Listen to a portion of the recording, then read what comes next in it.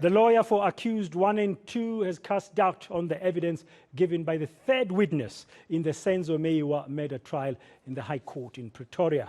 Nthabiseng Mokete was the Khumalo's neighbor in Vosloorus, where the soccer star was shot dead in 2014.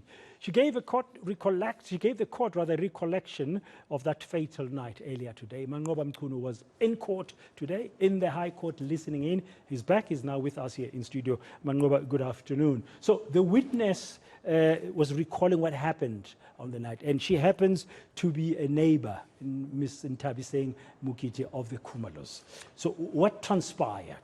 Certainly, Pratan. In fact, this is the second neighbor to take the stand as far as this case is concerned. You recall that we heard evidence from Khayanqaji, who was one of the neighbors that related what he saw on that night. And today, we got to hear evidence from Nthabiseng, who happens to stay at the Piri house, her sister's house, just opposite the Khumalo's home. And at the time, she was in the vehicle when all of this unfolded. She was sitting with a friend, and she told the court of what she saw on that night. The three men that had gone out running on the street just moments after she had heard gunshots, what sounded like a bang, a gunshot going off.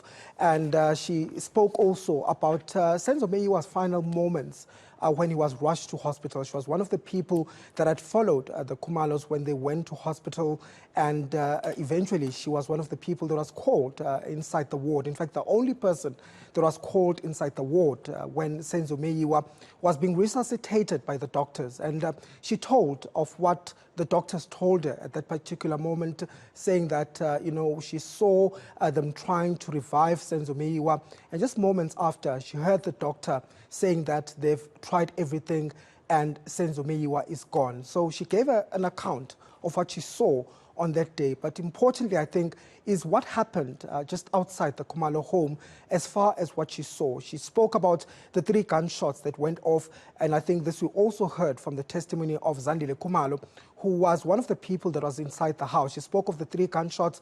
2 of them, she says, sounded loud. The third one sounded a bit distant, and what Nthabiseng told the court is that for her, it's the third one that sounded closer, which might imply that it was actually outside. And this is when she says she saw 2 other men. The first gunshot, there was 1 person that ran out of the house, and then the subsequent gunshots, that's when 2 other people had ran outside the house. Perhaps let's take a listen, Patan, to her recounting the moment that she was told Senzo Meyiwa was gone. Ke hopola doctor a re lekile ka hohle empa ha o hlokahetse ha sa le. I remember the doctor saying that we tried all. However, he's no longer. Ukhumbula udokotela esho kanjalo ukuthi sizame konke. Ke dule ka moo ka roomong eo le bona ke sa tsebe hore ke etse jwang hobane kelelo kone ka re ne khutla hore ke batlang mo. Now I sat in that very room together with them, and I didn't know what to do. Okay, now as this cross-examination was growing, defense casting doubt on Ms. Mokete's evidence. I mean, that's the defense lawyer of accused number 1 and 2. Certainly, Pradan, and I think we had tough questions coming from the defense as far as some of the claims that Nthabiseng Mokete had made in her testimony. And I think they were comparing the inconsistencies between her evidence in court as well as that of Zandi Khumalo, who also came and she gave testimony about what happened on that night. And I think one of the crucial inconsistencies that they pointed out to is the fact that in her testimony, Zandile Khumalo had alluded to the fact that she had ran to Mapiri's house to look for help. And she says when she arrived, she had gone past that vehicle when Nthabiseng was sitting and went straight into the house. She had then asked Maggie Piri, who was her mother's friend, essentially to call an ambulance and saying that Senzo Meyiwa has been shot. Please call the ambulance.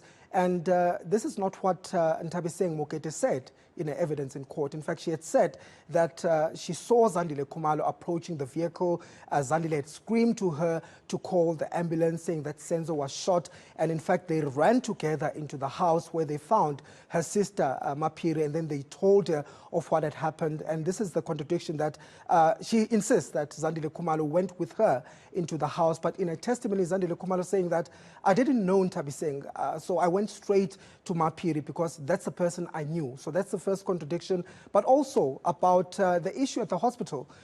In her testimony, Zandile had said that when they returned home, her mother, Gladys Khumalo, had traveled with them in the vehicle, the X6 vehicle that they'd been driving. But what Ntabiseng is saying is that she's the one that actually traveled with Khumalo on that night. She says they actually returned on a police van to go back home. So that's another inconsistency that has been pointed out. But of course, the defense trying to poke holes and trying to cast doubt as far as the credibility is concerned. But let's take a listen to that part. Now, you testified that after hearing the third shot, you then heard Zandi screaming, and by then she was still in her yard, closer to the precast hall, screaming at you to say, Ntabiseng, call the ambulance, correct? Utsho jwalo gore o ile wa utlwa Zandi a o hweletsa jwalo ka mora go ba sethunya se gabolele lekgetlo la boraro a eme hona mane stop nonsense sa lapeng habo are o thusetse mono can you just quote what did she say again? Call the ambulance. Are bitsa ambulance. That is indeed so. Yebo kunjalo.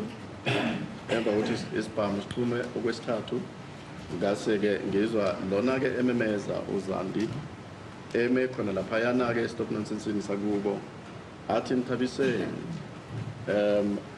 biza i-ambulance. Now, Zandile Khumalo has testified in this court, and in particular relating to that aspect of your testimony, and I'm going to put her version that she put regarding that to you now. Zandile o ile a fana ka bopaki ba hae kgotleng la dinyewe mona mme he ke tlo e beya go wena kapo ke tlo hlalosetsa kapo o tswela pele ka tlhatlhobo ena ya bopaki ba hao ke sebedisa bona bopaki bona bono ba Zandile ya utlwala. I understand. Now, her testimony with regard to that aspect is the following: that she was unable to call or dial 10111 or the police. Or yena bopaking ba hae o ile a hloleha hore a founele 10111 ka mapolesa. I ke tsebe yena o la etsahalang saiteng la hae empa ena ke hopolang kore o hweleditse sa le ka jareteng pele a tla tswa ka heke ya habo a mathela koloing ene ke dutse yona. Now, I wouldn't know what was happening with her. Testimony, part of the testimony earlier today in the High Court in Pretoria of Ms. Ntabiseng Mokete, a neighbor of the Khumalo's in Fosolis, just recounting what she recollects about what happened that night when Senzo Meyiwa was shot and killed. Ending that update from Manqoba Mchunu. She'll be back on the stand tomorrow morning when the trial resumes.